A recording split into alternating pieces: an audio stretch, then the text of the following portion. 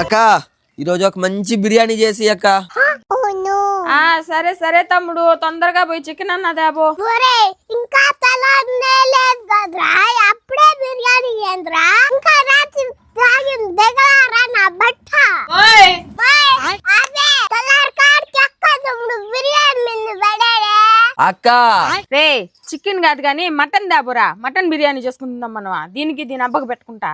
Mutton biryani పెట్టా మేకలాగా పిండుకులు వేసుకుంటా ఊరు మీద దేగుతా ఉంటాడు. ఈ తాగబోతున్నా బట్ట. మామా నువ్వు మేక పిండుకులు వేసుకుంటా పోతావా? ఏంది ఇదా? అన్నయ్య డాడీ చికెన్ మటన్ తెస్తా అంటే బిర్యానీ చెయ్యి అంటాడు. ఇలా చెక్కేమో మా కాళ్ళ పడి మా చేతుల నొప్పులనే మూలు కూర్చుంటాదిరా. అవునా కదరా అన్నయ్య? అవును బాబా. మళ్ళీ నా బట్ట అడిగితే తెల్లారి కాడికే బిర్యానీ చేస్తాడా ఊరాకుతాడా? రే దీని నోట్లో పల్లేం గానీ బిర్యానీ వద్దు, ఏం వద్దు, సద్దన్నం పెట్టిన తాగుదురా. దేవుడా